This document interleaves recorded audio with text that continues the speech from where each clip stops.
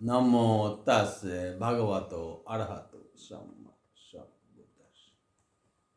मैं professor Ramesh Prasad, dean faculty of Shravan Vidya, Sampurnanand Sanskrit university Varanasi तथा general secretary Pali society of India, आप सभी सद्धम्म प्रेमियों का स्वागत एवं वंदन करता हूँ। चित्त पर हम लोग पूर्व के एपिसोड्स में विस्तार से विमर्श कर चुके हैं। इस 42वें 42nd एपिसोड में चैतसिक पर चर्चा करने जा रहे हैं। चैतसिक पद का शब्दगत अर्थ होता है चित्त का धर्म। चित्त के साथ कार्य करने वाले जो सहयोगी अंग है वे चैतसिक हैं। लोक व्यवहार में जिस प्रकार शरीर से संबंध रखने वाले को शारीरिक, वचन से संबंध रखने वाले को वाचिक तथा मन से संबंध रखने वाले को मानसिक कहा जाता है, उसी प्रकार चित्त से संबंध रखने वाले धर्मों को चैतसिक कहा जाता है। अस्तु, मानव मनुष्य पंच स्कंधों का एक समूह है। वे स्कंध है रूप स्कंध, वेदना स्कंध, संज्ञा स्कंध, संस्कार स्कंध तथा विज्ञान स्कंध। इनमें मध्य के मिडिल के 3 स्कंधों के समूह का नाम ही चैतसिक है। इनमें वेदना स्कंध से वेदना नामक चैतसिक का बोध होता है, संज्ञा स्कंध से संज्ञा नामक चैतसिक का बोध होता है एवं संस्कार स्कंध से इन दोनों को छोड़कर, यानी वेदना और संज्ञा, इन दोनों को छोड़कर शेष बचे हुए 50 चैतसिकों का बोध होता है। वो हम लोग बाद में डिटेल से देखेंगे। धम्म संगनी में कहा गया है, कतमे धम्मा चेतसिका, वेदना खंदो, संज्ञा खंदो, संखार खंदो, इमे धम्मा चेतसिका। चैतसिक मन की मूलभूत कुशल तथा अकुशल प्रवृत्तियों का नाम है। इन्हें चित्त अथवा कर्म का बीज कहा जा सकता है। इनका अस्तित्व चित्त के साथ है, उसके साथ मिलजुल कर, घुल मिलकर ये कार्य करते हैं। ये चित्त के साथ जुड़े हुए हैं, इसलिए कहा गया है चैतसिक वे धर्म हैं जो चित्त के साथ उत्पन्न होते हैं और चित्त के साथ ही निरुद्ध होते हैं, यानी रुक जाते हैं। जिस आलंबन अथवा विषय पर चित्त कार्य करता है, उसी आलंबन अथवा विषय पर ये चैतसिक भी कार्य करते हैं। जिस आधार पर, जिस बेस पर चित्त निरुद्ध होता है, उसी आधार पर, उसी बेस पर ये चैतसिक भी निरुद्ध हो जाते हैं। ऐसे चैतसिकों की संख्या 52 है, 52 है। इसकी परिभाषा करते हुए अभिधम्म संग्रह में आचार्य अनिरुद्ध कहते हैं, एक उपाद निरोधा च एकालंबन वत्थुका चेतो युक्ता द्विपन्यास धम्मा चेतसिका मता। कहने का अर्थ यह है कि चैतसिक का अस्तित्व तो अलग है, इसका स्वतंत्र अस्तित्व तो है, लेकिन स्वतंत्र रूप से ये कार्य नहीं कर सकता। ये जब भी कार्य करेंगे चित्त पर आश्रित होकर ही कार्य करेंगे। जो आलंबन चित्त का होगा वही आलंबन चैतसिक का भी होगा। जैसे ईर्ष्या एक चैतसिक है, जेलिसी एक चैतसिक है। यह अकेले कार्य नहीं कर सकता है, स्वतंत्र अस्तित्व तो है, इंडिपेंडेंट आइडेंटिटी तो है इसका, लेकिन चित्त के साथ जुड़कर ही किसी व्यक्ति के प्रति ईर्ष्या की जाती है। यहां व्यक्ति आलंबन है, विषय है। इसी व्यक्ति, सेम व्यक्ति पर चित्त भी उत्पन्न हो रहा है, चैतसिक भी उत्पन्न हो रहा है। अस्तु, अब आगे बढ़ते हैं। चैतसिक के विविध स्वरूप को देखकर इसके 3 डिविजन्स, 3 विभाग किए गए हैं। पहला अहि समान चैतसिक, दूसरा अकुशल चैतसिक और तीसरा शोभन चैतसिक। इनमें अहि समान चैतसिक संख्या में 13 है, 13। अकुशल चैतसिकों की संख्या 14 है, 14, तथा शोभन चैतसिक 25 हैं, 25। इसे इस गाथा द्वारा अभिधम्मत संग्रहों में स्पष्ट किया गया है।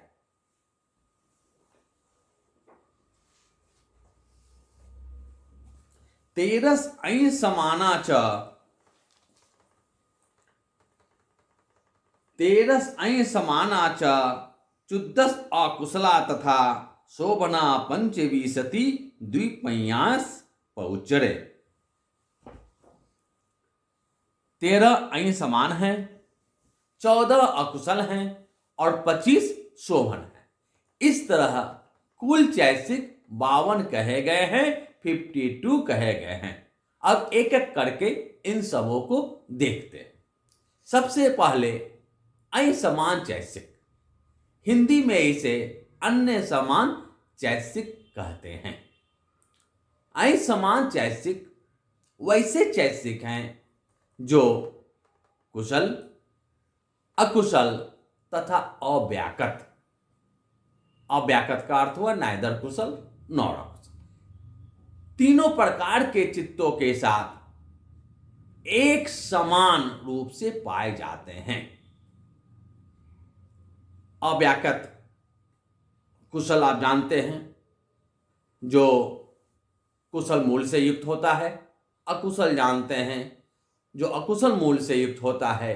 और अव्याकृत अर्थात न कुशल न अकुशल, नाइदर मॉरल नॉर इमोरल, जो न तो कुशल है और न ही अकुशल है, उसे अव्याकृत कहा जाता है। इस तरह अहि समान चैतसिक कुशल, अकुशल तथा अव्याकृत तीनों प्रकार के चित्तों के साथ संप्रयुक्त होते हैं। इसी कारण इन्हें अहि समान चैतसिक कहा जाता है। इनकी कुल संख्या 13 है, 13 है। आगे इन्हें भी 2 उपवर्गों, सब डिविजन्स में विभाजित किया गया है। पहला उपवर्ग है, पहला सब डिविजन है सब चित्त साधारण चैतसिक, और दूसरा सब डिविजन है पकिंडक चैतसिक। इनमें सब चित्त साधारण चैतसिक संख्या में 7 हैं, 7 हैं, और पकिंडक चैतसिक 6 हैं। अब सब चित्त साधारण चैतसिक देखते हैं।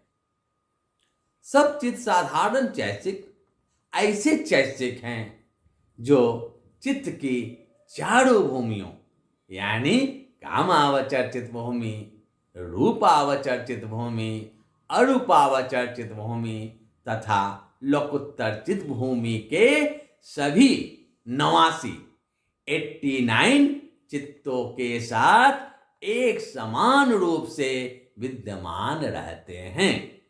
सभी चित्तों में एक समान रूप से ये पाए जाते हैं। सब्बेशंपि एकून नऊति चित्तानं साधारणा नियमतो तेसु उपजनतो ते सब्बचित साधारण नाम। ऐसे सब्बचित साधारण चैतसिकों की संख्या 7 है। देखते हैं वे सात कौन से हैं। फस्य है, वेदना है, संज्ञा है, चेतना है, एकग्रता है, द्वितीन्द्रिय है तथा मनसीकार है। एक एक करके इन सातों को संक्षेप में देखते हैं। पहला है फस। फस को हिंदी में स्पर्श कहते हैं। देखते हैं बौद्ध दर्शन में स्पर्श क्या है, टच क्या है। हम जानते हैं कि 6 इंद्रियां हैं, 6 सेंस ऑर्गन्स हैं। चक्षु, आई, श्रोत, ईयर, घ्राण, नोज, जिह्वा, टंग, काय, बॉडी तथा मन, माइंड। जहां इंद्रियां काम करती है उसे आलंबन अथवा विषय, ऑब्जेक्ट्स कहते हैं। 6 इंद्रियां हैं, इसलिए उसके तदनुरूप, उसके कॉरस्पॉन्डिंग ये 6 विषय अथवा आलंबन है। रूप, शब्द, शब्द में शब्द, गंध, रस, फोटव्य यानी स्पृष्टव्य, टेंजिबल ऑब्जेक्ट, एंड धम, एडिशनल ऑब्जेक्ट। ये 6 इंद्रियां और 6 उसके ऑब्जेक्ट्स हमने देखा। अस्तु, इंद्रिय के आपात में, इंद्रिय के रेंज में आलंबन के आने पर चित्त का उसके साथ जो प्रथम संपर्क है वह फस कहा जाता है। Initial meeting between the 2 sense organ and object, यही स्पर्श है, यही टच है। फुस्तीति फस्सो, यही कहा गया है। जैसे चक्षु, आंख ने किसी फूल को देखा, चित्त के माध्यम से देखा। यह जो चक्षु का पुष्प के साथ, फूल के साथ जो प्रथम संपर्क हुआ, चक्षु ने जो रूप को देखा वही स्पर्श है। कान ने किसी शब्द को सुना, जो सुना, जो देखा वह फस है। प्रतिक्रिया के पूर्व की स्थिति फस है। देखने के बाद, सुनने के बाद हम प्रतिक्रिया करते हैं। अच्छी प्रतिक्रिया भी हो सकती है, बुरी प्रतिक्रिया भी हो सकती है। तो इस प्रतिक्रिया के पूर्व की स्थिति फस है। इंद्रिय का विषय के साथ संपर्क मात्र ही फस है, स्पर्श है। मिलिंद पहियों में देखते हैं, राजा मिलिंद जब नागसेन से प्रश्न करते हैं कि फस का क्या लक्षण है, तब नागसेन कहते हैं, फूसन लखनऊ महाराज फसोती, अर्थात फस का लक्षण स्पर्श करना है, छूना है। ताली की उपमा से भदंत नागसेन इसे स्पष्ट करते हैं। वे कहते हैं, दोनों हाथों से ताली बजती है, उनमें एक हाथ को चक्षु तथा दूसरे को रूप समझना चाहिए, और जो दोनों हाथों का मिलना है उसे स्पर्श समझना चाहिए। अब दूसरा देखते हैं। दूसरा चैतसिक है वेदना यानी फीलिंग।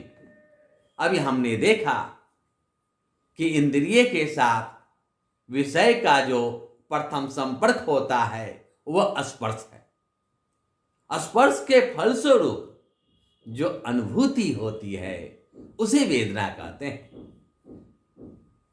वेदना का अर्थ अनुभव करना होता है।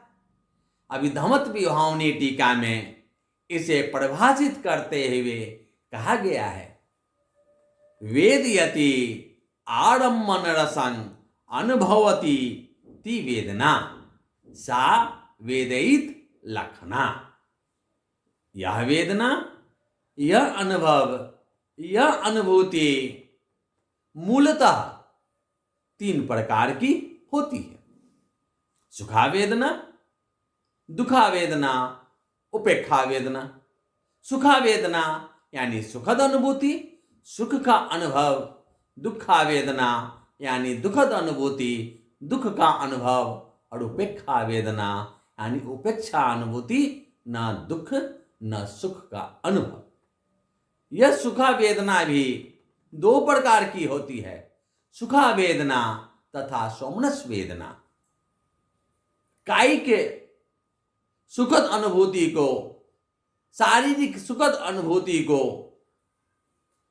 बॉडली और फिजिकल प्लीजेंट फीलिंग को सुखा वेदना कहते हैं, और मानसिक सुखद अनुभूति को, मेंटल प्लीजेंट फीलिंग को सोमनस वेदना कहते हैं।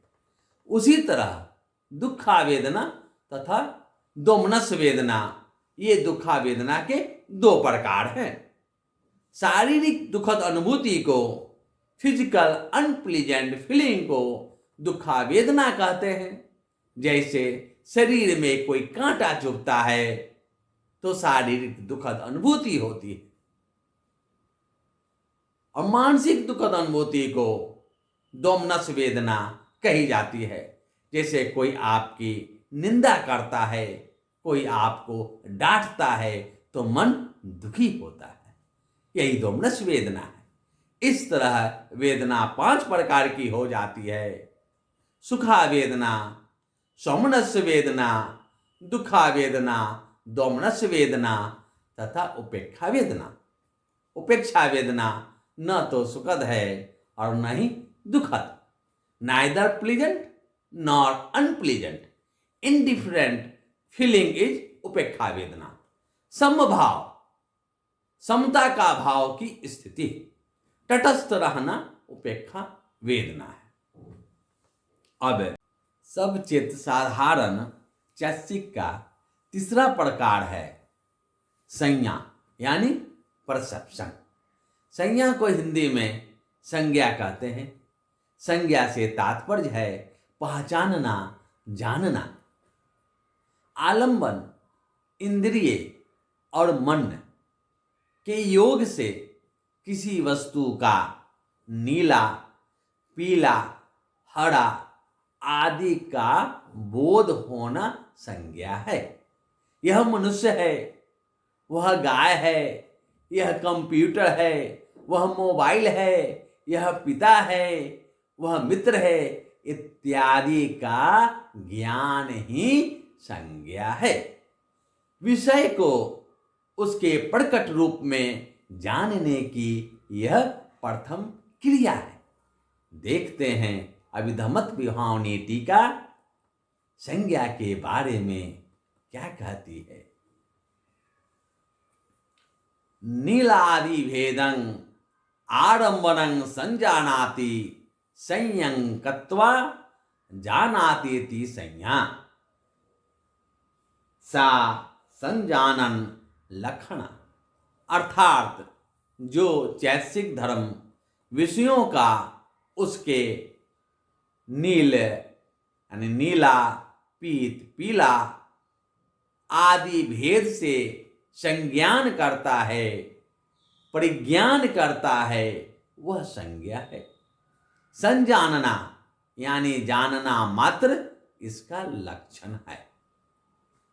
चौथा सब चीज साधारण चैतसिक है चेतना, भोलीसन।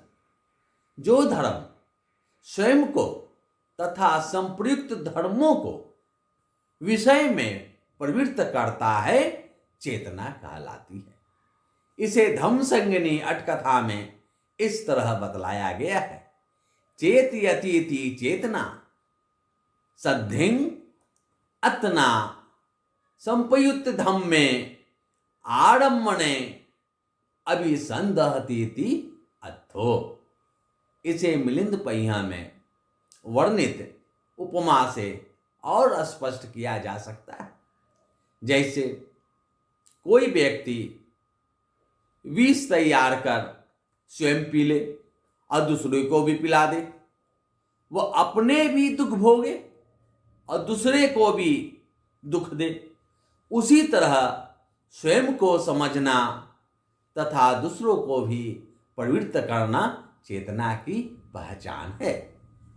जो भी हम कर्म करते हैं, चाहे वह अकुशल हो अथवा कुशल, जिन्हें हम काय कर्म के रूप में करते हो अथवा वची कर्म के रूप में अथवा मनोकर्म के रूप में, इन सभी कर्मों की उत्पत्ति में चेतना ही, भोलिशन ही मुख्य कारण होती है। इसलिए अंगुत्तर निकाय में बुद्ध ने कहा है, चेतनाहं विक्वे कम्मं वदामि, चेतयित्वा कम्मं करोति कायेन वाचाय मनसा। अर्थात हे भिक्षुओं, मैं चेतना को कर्म कहता हूं, चिंतन करके ही काय द्वार, वची द्वार तथा मनोद्वार से कर्म करता है। अस्तु, पांचवा सबसे साधारण चैतिक है एकग्रता, यानी एकाग्रता, वन पॉइंटेडनेस। किसी एक आलंबन पर चित्त की चंचलता रहित स्थिति को एकाग्रता कहते। यह चित्त को किसी एक विषय पर केंद्रित करता है। आलंबन पर चित्त का समाहित हो जाना ही एकाग्रता है। चित्तस्य एकग्रताति चित्तस्य एकग्र भावो समाधिस् एतं नामं। अर्थात चित्त को एकाग्र होना ही, चित्त की एकाग्रता ही, चित्त के एकाग्र भाव को ही एकाग्रता कहते हैं। यह समाधि का ही नाम है। छठा सबचित साधारण चैसिक है जीवित इंद्रिय, साइकिक लाइफ। मानसिक धर्मों को यानी चित्त एवं चैसिक धर्मों को जीवित रखने वाली शक्ति को जीवित इंद्रिय कहा जाता है। अब धम्म पिटक के प्रथम ग्रंथ धम्म संगणी में इसकी व्याख्या इस प्रकार दिखती है। उन अरूपी धर्मों अथवा नाम धर्मों यानी चित्त चैसिक धर्मों की आयु होने के कारण यह जीवित इंद्रिय है। उन धर्मों की स्थिति एवं पालन करने के कारण यह जीवित इंद्रिय है। उन नाम धर्मों को जीवित रखने वाली शक्ति तथा जीवित रखने में आधिपत्य होने के कारण यह जीवित इंद्रिय है। या तेषं अरूपिणं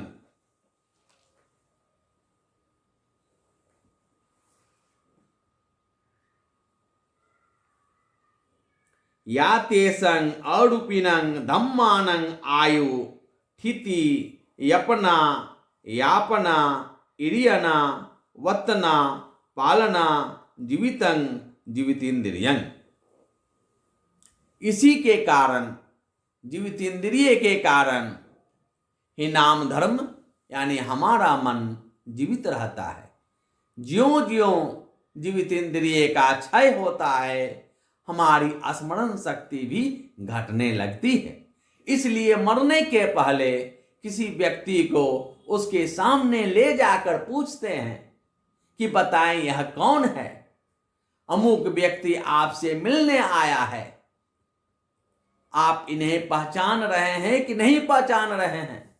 यह इसलिए किया जाता है कि यह पता चल सके कि जीवित इंद्रिय का क्षय कितना हुआ है। जब जीवित इंद्रिय पूर्ण रूप से समाप्त हो जाता है, तब हम उसे मृत घोषित कर देते हैं, मरा हुआ मान लेते हैं। जब तक जीवित इंद्रिय है, तब तक नाड़ी चलती रहती है, पल्स चलता रहता है। अस्तु। सातवां सबसे साधारण चैतसिक है मनसीकार, स्पॉन्टेनियस अटेंशन। यह मनसीकार चैतसिक नाम धर्मों को विषय की ओर ले जाने वाला एक चैतसिक है। इसका अभिप्राय मन में धारण करना होता है।